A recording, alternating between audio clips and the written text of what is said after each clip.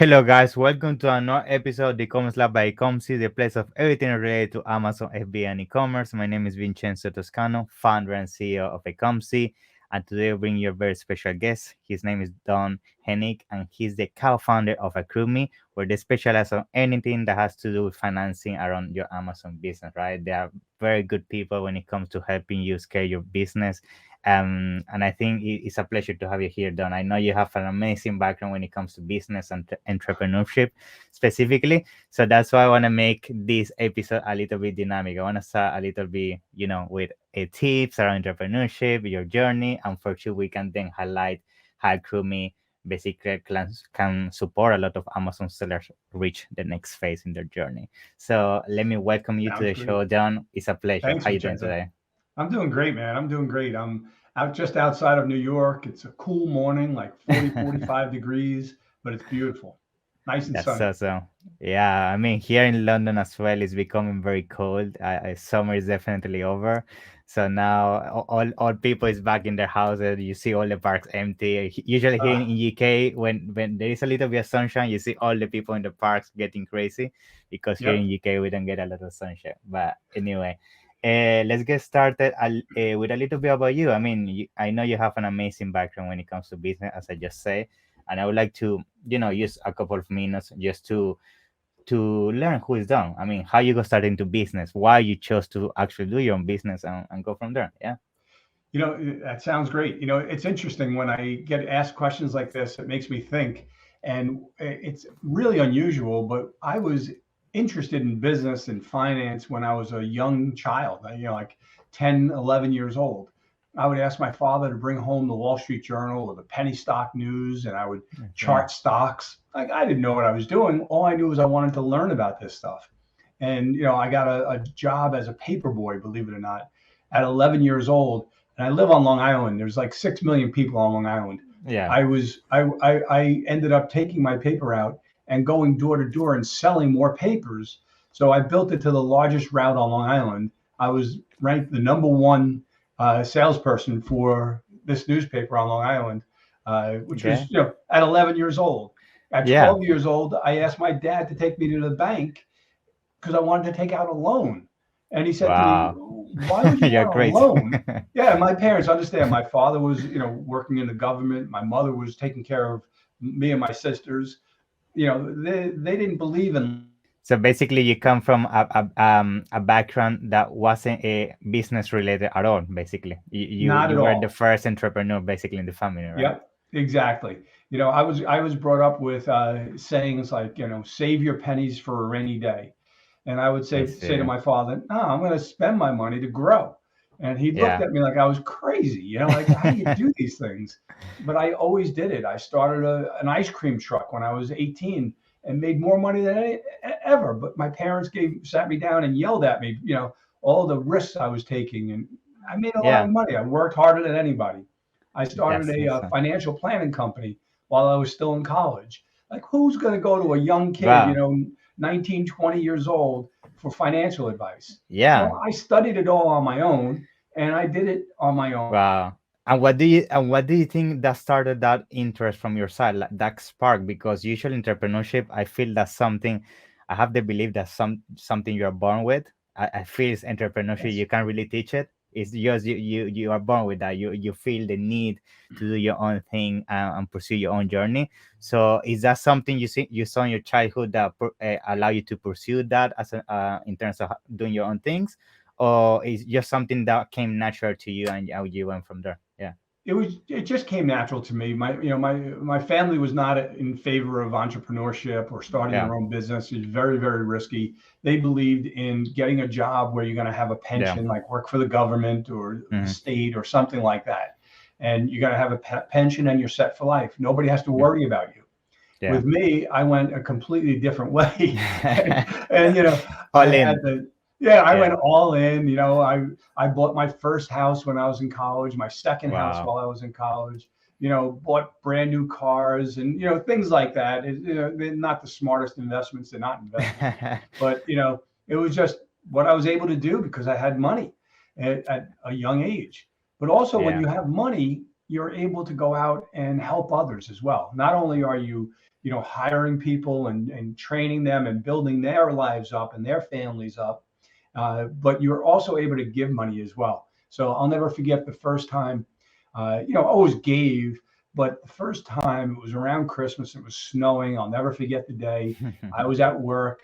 And so we had a Jeep, was one of the cars. So I took the Jeep, which my wife normally drove. We have 2 kids. And I go to work and it's snowing heavily. We have like a foot of snow. And I had done some reaching out over the previous days to our local church to ask them about people in need. And they said, yeah. And I said, all right, so give me who you have. And they gave me like 3 or 4 names.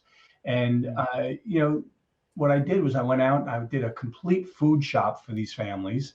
And then I figured out how many people were in the families. And I would do $50 per person.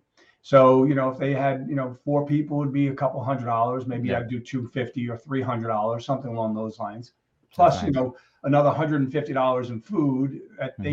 There's no way they could afford this. And then I would just knock on their door and say that, I'm calling from St. Patrick's to drop a couple things off. And then I'd come in with all these bags of stuff. And, they would be blown away and I would just leave. And that was it. They never know who I was. And so I got home that day and my wife and the kids were in the kitchen. They were making a gingerbread house, it was like a little, they're home from school in the snow. And, I told my wife what I had just done. And she broke down crying, and it was a family moment. And we've never done less than that. And we always do tons more ever since. And it's been a real family event. And the kids get involved in it. And, we just go and do these things. I love that. Yeah. I think that's one of the beauties of entrepreneurship. I think the fact that once you succeed as an entrepreneur and you definitely have more access to the right connections and capital, the best thing you can do is definitely support others that are in need. I have done that sometimes as well, and definitely the feeling of seeing how your work then allow you to support people in need is definitely something that is the best feeling, 100%. It's the best feeling. Like, if you write a check to a charity, that's all well and good. But when you're actually going to somebody who's in need, and you see it, it's completely different. Going to somebody's house and putting up a Christmas tree that they can't afford. I just did that again last year at somebody's house. Again, I don't want them to know who I am. I don't want any thanks or anything like that. It's all from the church. They don't know any different. But and then we got it to the point that it was so big, it was uncontrollable. But it was tremendous. But those are the things that entrepreneurs can do and should do and almost all do, which is fantastic. But to go back to the story, so I built a financial planning company. I learned a little bit about mortgages, and people wanted mortgages at that point. So I started a mortgage company, and I built it to a very large size in New York State. We were like one of the 2 or 3 largest in New York, and I sold it 10 years later.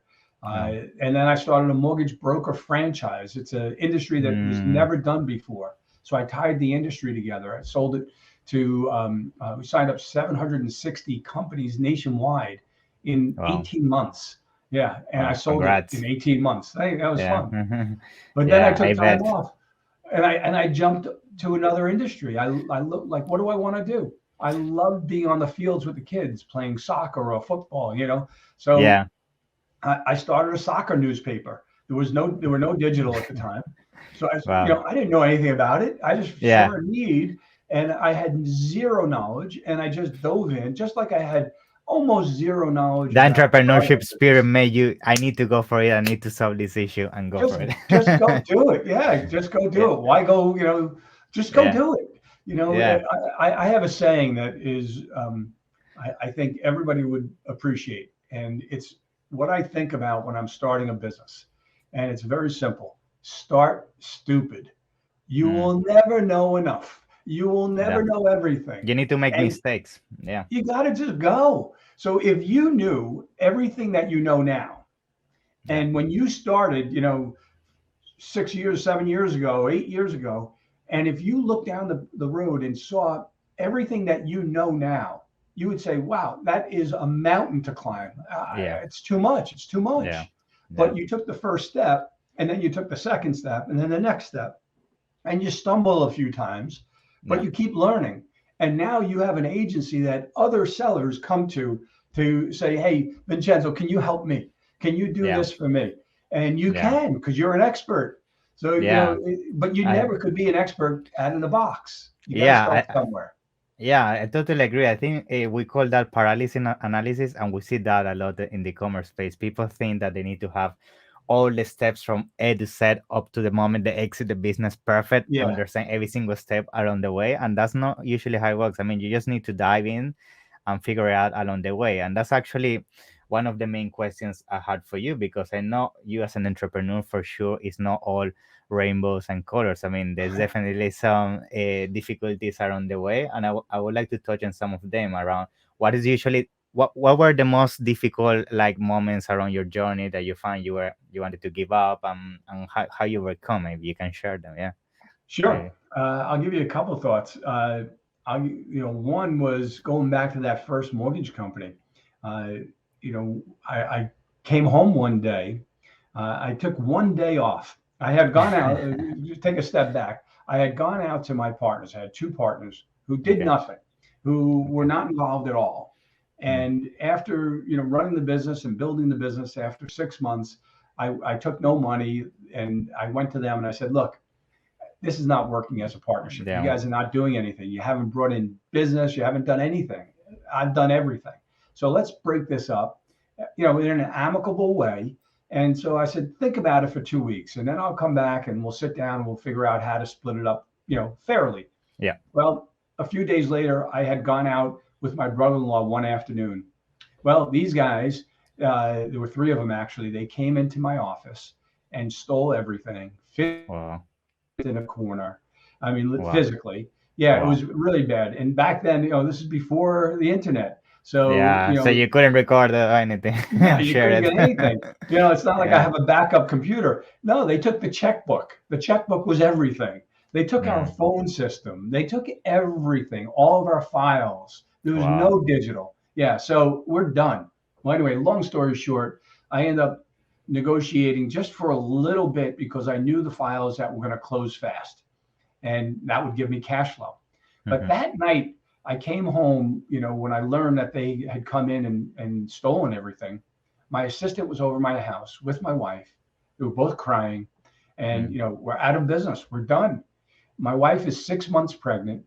I have Mm. $1,300 in the bank. That's it. That's all I Mm. had to my Mm. name. We Mm. owned our house, but we didn't have any money.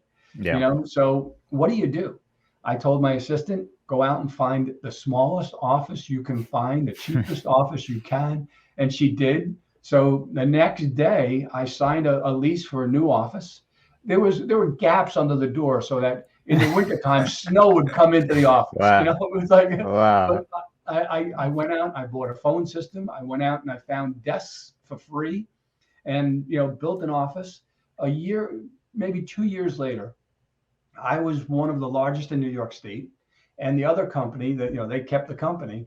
The Attorney General of New York State put them out of business, and Wow. almost put them in jail. And I did nothing to do that. I didn't participate. I didn't go after them. I didn't spend 1 minute in negativity thinking about them. All I thought Wow. about was positive. Let's grow this thing. Very, very focused, and I went after it hard. And I became a Wow. leader in the entire industry. And the president of the National Association, and I mean, Wow. Congrats yeah, on that. it I was, think one thing that I love about this story is how, first of all, you kept your positivity, and second of all, you didn't look at your past and go stuck in the past, because a lot of people, when this happened to them, they just say, "Oh, now I'm a failure because this happened, or these people did this to me, or I'm blah blah blah," all the excuses. yeah, But you pivoted, and you basically use that. Actually, I'm pretty sure as a strength and a motivation, and I'm pretty yep, sure that helped you go through those dark nights when you were struggling during those beginnings, right? Which is very amazing yeah. to hear. It, Yeah. it's very scary time, especially when your wife is 6 months pregnant, Mm. and and your father-in-law is looking at you like, well, you You have should have nothing. done a job, yeah, Yeah, like traditional way. yeah. And my father's telling me, go, get a government job. Yeah. No, I'm not doing that. Yeah. Nothing against that. It's just not what I wanted to do. But that Yeah. was one challenge. I'll give you another one that's pretty crazy. I was Okay. running a company. I didn't own the company because it was a publicly held company, Okay. and it was a mortgage company, and I had built it.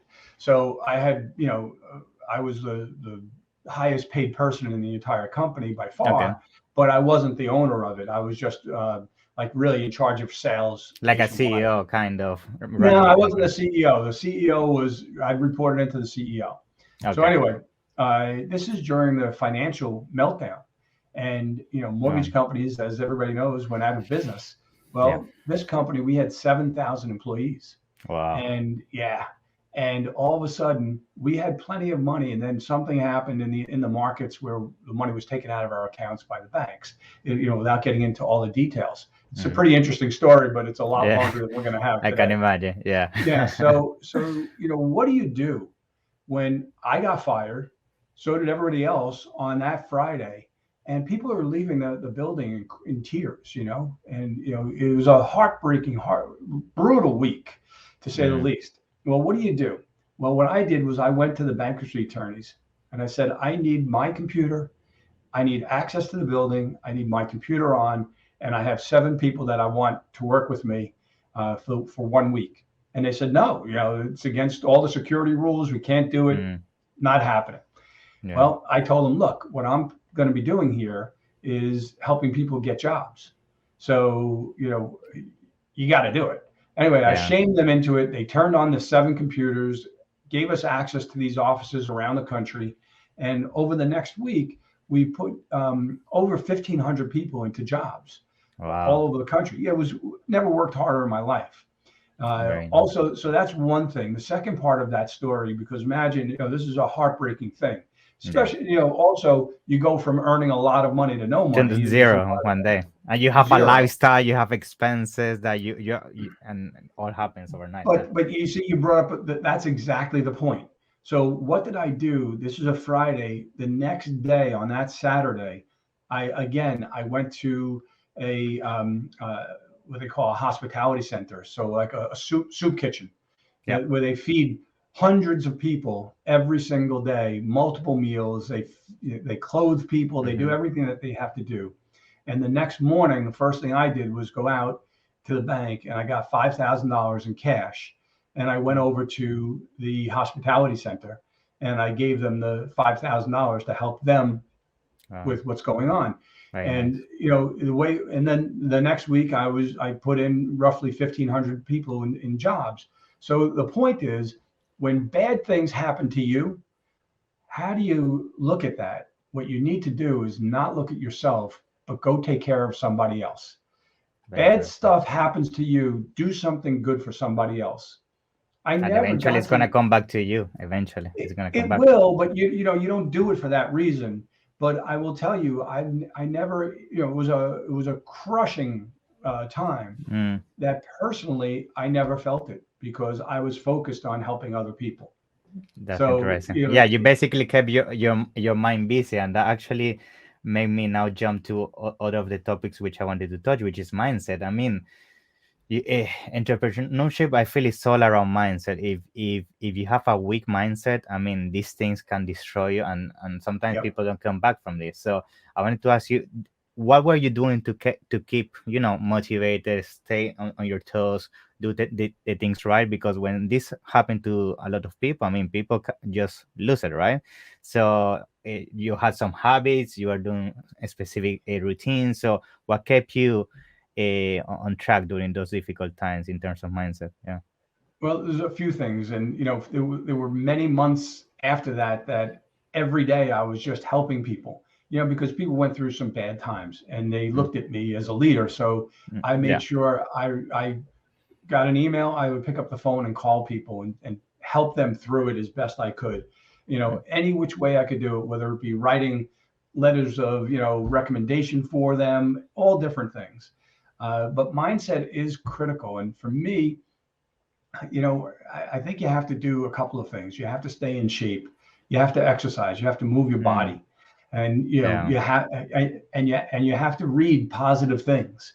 So if you're reading the news all day, you're not helping yourself. But if you're reading positive books and positive publications, that's going to get you up there. And the third thing I would say, eating healthy, so constantly eating healthy, exercise, doing good things for your mind. But the final thing for me is a morning routine. So what I like to do, and I do it to this day, and I've been doing this for probably 15 years. So every morning, just interesting, I have this 5-minute journal, and it's really simple, but it's what's interesting about it. So I fill it out every day, just very simple. 3 things that you're grateful for. So you starting your day every day. I start with a cup of coffee and writing down 3 things I'm grateful for. Then 3 things that will make today great. And then just a statement, I am. And it could be, what did I say today?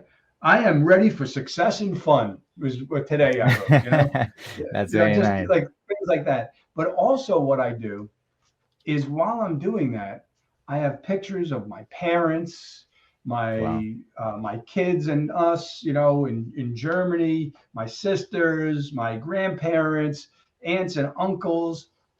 And then behind all of that is a picture of me, and it's standing up at Eagle's Nest in Austria, Germany, right on the border. And what I do is I look at everybody and I say thank you for making me a king of the mountain, putting me on top of the mountain, and always supporting me and believing in me. And that's so powerful, it's super very powerful, because it's all about visualization. I mean, you visualize all that every single morning, and that keep you always targeting towards your goals, because if you just say it and you don't track your progress, it's like it just words that then stay in the air, so super powerful. And so I do that, and then I go off to the gym, or I go into the sauna. I have a sauna in my house, so I'll either do the gym or the sauna. I do the gym 4 days, I do the sauna 3 days. And then I come back. I've already done positive stuff, positive mindset, healthy stuff. I have my own eating way of doing that's all healthy and good. And now I'm ready to take on the world. I'm ready to look at email and news and whatever, and my things to do list. And the other key thing that I think people would what I try to do is write down the night before 3 things that I want to do tomorrow.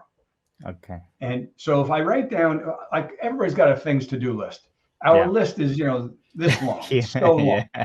And we keep adding things to it all day long, every day. Well, you're not going to, then you have to waste time to go through this long list. What do I want to do next? Do I want to do this? Oh, it's going to take too much time. Do I want to do that? I don't know. Maybe I feel like doing this. And then the phone rings. Oh, maybe I'll take that call. And you got nothing done. So what I look to tomorrow, what are the 3 things I can do to be successful, to consider it a success? I look at my things to do list, and I take out 3 key things that are important for me to get done. And normally, at least one of them is one of those things that you just don't want. You keep moving, you keep moving. It just gets, I should have done it a week ago, and then I should have done it, the next day, and then the next day. And so then I put it on the list. I'm doing this tomorrow. I'm doing it first. And now, next thing you know, it might be 4:00 in the afternoon, and I've got none of it done. But then I get the rest of it done like this. Or on really good days when I'm on, I get them all done by noon. And now I look at the whole day. You feel like a superhero. I am, exactly. And now I look at my big list and I pick another one to do, and I feel good, and I can bang that one out, and I can bang the next one out. And it's like, man, this is great. So the key is to limit it to 3 things. So, good. Very so nice. I'm going to do one last thing. One last thing, then I'll shut up. Speaking of 3 things, if you keep your goals short or small, you will always achieve them. So you'll never be able to say, no, I can't do that. So I'm going to give you an example. You want to go work out. And I did this many years ago when I had stopped working out for a period of time. I was playing racquetball, but I wasn't doing any push-ups and sit-ups and pull-ups. So I said, you know what? Tomorrow I'm going to start working out. I'm going to get up. First thing I'm going to do is go on the floor and do 40 push-ups and 40 sit-ups and 20 pull-ups. I get up, and what do? You do what you've been doing for the last years. Go straight into the shower. brush my teeth, go into the shower. Wait a minute, now I'm in the shower. I can't do it now because I'll be sweaty. Yeah, it's an The, excuse. Yeah, the next yeah, day, I say the same thing. What do I get up? I'm not thinking, straight into the shower. I can't do yeah, it now. So then yeah, I changed my goals. I said 5 push-ups and 5 sit-ups. Even if I'm in the shower, I could come out and yeah, still do 5 push-ups and 5 sit-ups. I mean, yeah. so I came out and I did it. The next day, same thing. I came out and I didn't just do 5, I did 20 and 20. I'm like, okay, I don't want to get Yeah. sweaty.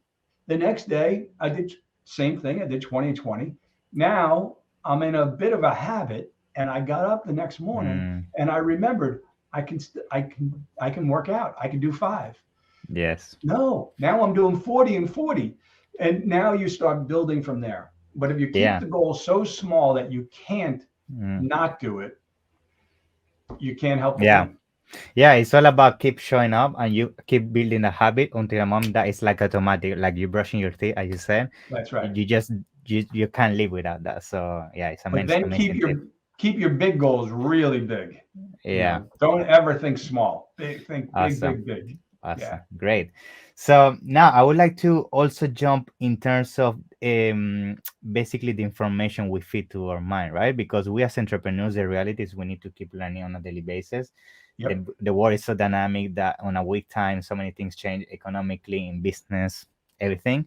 And I would like to ask you how you as a businessman right now decide which information you feed to your mind in terms of articles, books, podcasts, etc. How you prioritize the content to make sure that you don't put like the wrong content in your mind and that you're actually using your time efficiently in terms of learning. If you have some tips around that, yeah. It's interesting because most of the industry is younger than me. I'm 63 right now. And, You look super young, by the way. thanks. Yeah. But I've done all of this multiple times, and I've built many different businesses in various industries, from entertainment, publishing, mortgage, Mm, real estate, all over. And I read all the books on mindset and yeah. positivity, but I believe in positivity. I Mm, grew up that way. I believed that there's nothing I can't do. So that's it's awesome. just something that's built into me. So I find that people today, your age and other people that are leaders in the industry, are reading all of these books, and they're like, "Oh, did you read this? Did you read that?" And I'm Yeah, thinking to myself, "Yeah, I read the original version of that." yeah. Yeah, But yeah. but it's all positive. So I read certain uh, uh, what do you call it, newsletters and things like Hmm. that. I definitely read books. I'm always reading something. And right now, what I've been trying to do is read some fiction books, some Okay. just novels, just to get my head out of just reading about business and just I reading know. about personal I development. know. I When you know. get into a good book that's fiction, but really, really, really well written, it's like, man, I'm in another world. I can't wait to get back to the book. I know. So it's different. So I Yeah. do a Yeah. lot of that.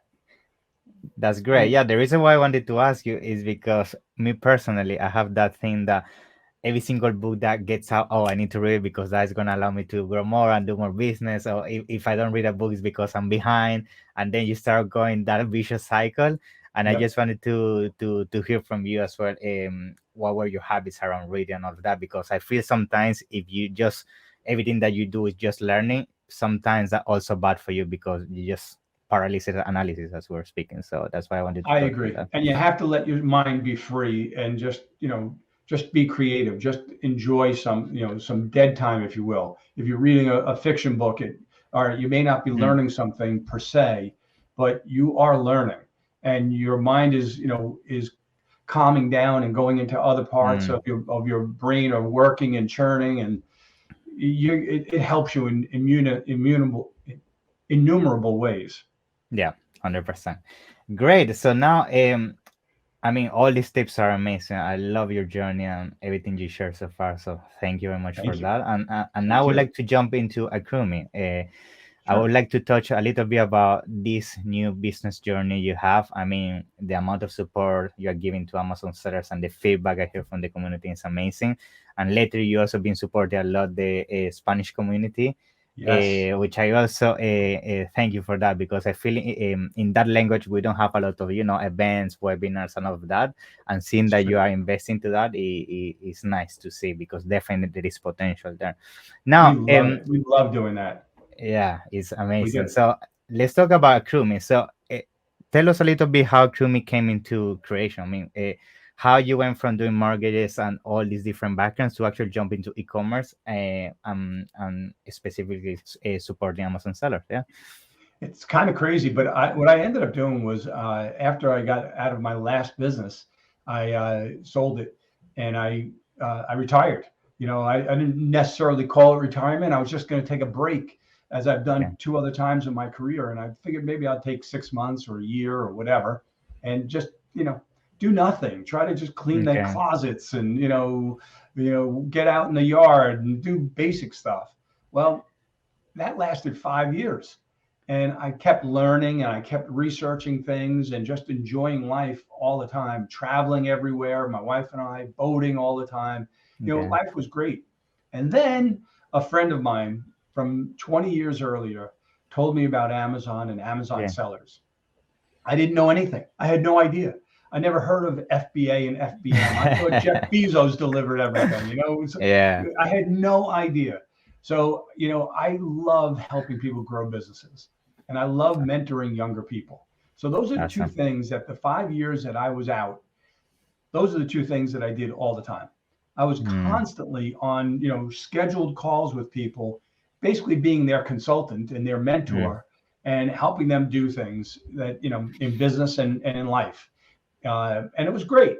So yeah. when I heard about all these Amazon sellers and I pictured them all as being younger and trying to grow businesses and not necessarily knowing how to grow businesses and could use some help, I went to bed that night and I had a dream, and it's a dream unlike any dream I've had in many years, where I used to dream about building these big businesses. Mm-hmm. Well, I went to bed that night and I pictured myself on a stage with thousands of these Amazon sellers out there. And I was on stage. I don't know what I was saying, but I was Yeah. saying something to help them grow their business. So it got inside me very quickly. So Wow. we did a lot of research on the lending opportunities, and I didn't like anything that was being done in the industry. Mm, Personally, it just yeah. was not positive in my mind, and I wouldn't want to Yeah. be a part of it. And that's what I said to my partner. I said, I don't want to be a part of this. And Mm. he said to me, well, why don't we do something different? I said, like what? He said, I don't know, let's brainstorm it. So we came up with a model for financing Amazon sellers that should have been the model when financing was created 2,000 years ago. This is the way it should have been done. Mm. Instead, it was done not to help you as a seller to grow. It was done to protect the lender. Greedy So, well, mindset, basically. Yeah. The ones that yeah, create it. exactly. Yeah. Let's Yeah. reverse it. And how about I take the risk instead of you taking the risk? Mm. That's crazy. And that's probably our biggest problem, is because people don't, they're like, wow, this sounds Mm. too good to be true. But here's what we do. We don't charge any interest. We don't charge any fees. Right there, people are like, come on. Wow. No, we There's don't. something there. Yeah. Yeah, come on. It can't be. But no, we don't charge any interest. We don't charge any fees. Uh, we don't have a term. So use the money for as long as you want or as short as you want. If you take the money from us and you pay it back next month, that's it. You owe us nothing else. That's at the Mm-hmm. end of it. If you take it for 2 years or 3 years, you don't have to tell us. You just take it for as long as you want. You pay it back as is right for you, and you take out more when you want more. But it's like having your That's own personal bank, and that's and we great. don't require monthly payments, which Wow. sounds crazy. Yeah, but think Yeah. about it. Monthly payments make no sense. Yeah. If you It just kills your think cash about it, flow, basically. It kills the it cash kills flow. your Yeah. cash flow. Yeah. It kills Yeah. your cash flow. So right now, you're trying to grow your business. You have all these opportunities, but you have to take money out of your business and send it to a Yeah. lender. Whose Yeah. favor is that in? It's not in your Yeah. favor. It's not good for Yeah. your business. No. So here's something to think about. And I'm going to come back to this, to how we make money in a second.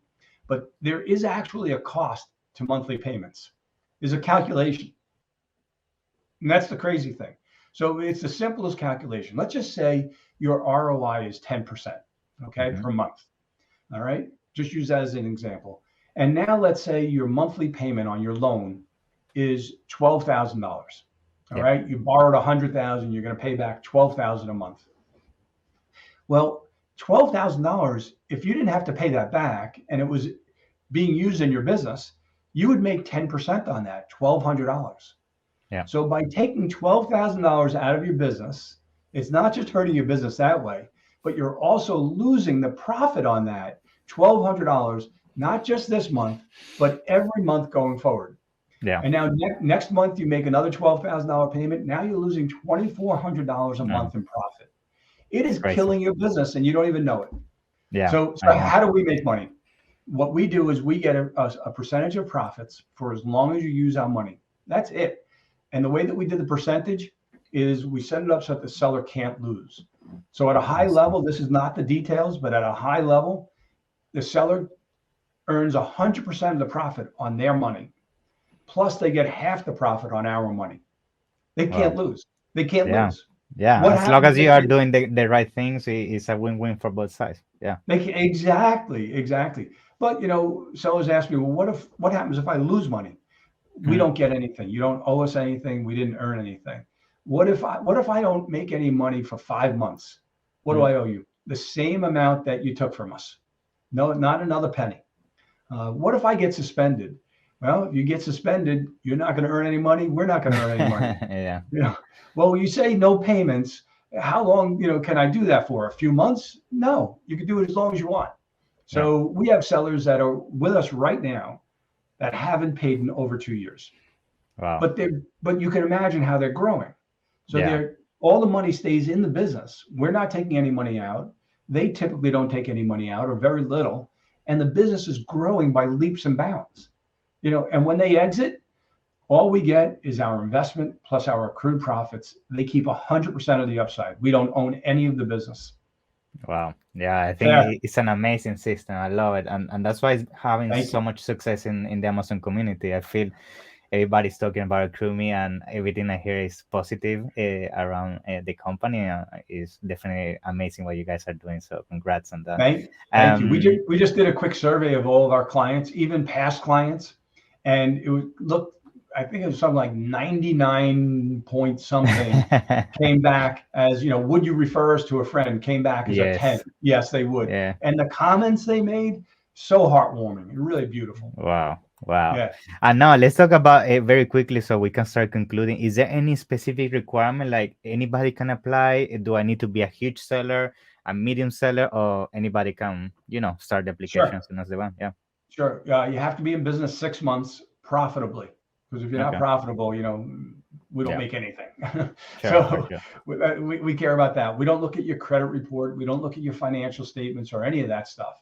We just look at your inventory and see that it's turning over and that's making money. And we go down as low as $10,000. So what we do is we match whatever you have in the business. So think about whatever your inventory at cost is. So if your inventory at cost was, you look at it, it's $18,000. And your receivable from Amazon is $2,000, then we would say you have $20,000 of capital in the business. All right. That's what we would call capital. And we would match that. We would give you, we don't want to have more money in the business than you, but whatever amount you have, we'll match. And as your business grows, we'll grow with you. You could keep taking more. If you pay us down, there's more available. If if you're flush with cash in March because you got slow, that's when you should make payments because that's smart.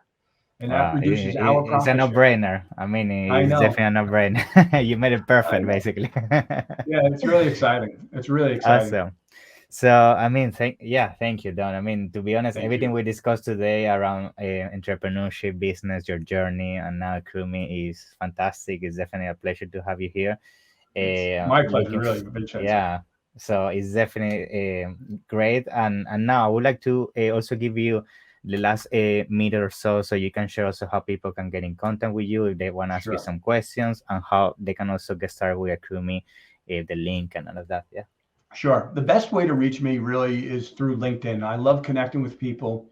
I got frustrated when I got into this industry and I would try to connect with people and they would see I didn't have an e-commerce background and they wouldn't even connect with me. I was like, I know. what's I going on? know. Here, if they looked at my background and saw all the things that I've done, they would want to talk to me.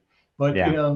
You were missing the e-commerce guru on your title. That's right. exactly. Talks about e-commerce. Yeah. But so I'm not that person. If you reach out to me on LinkedIn, I will connect with you. If you send me any questions or whatever, we're going to connect. If you want to have a conversation, we're going to talk.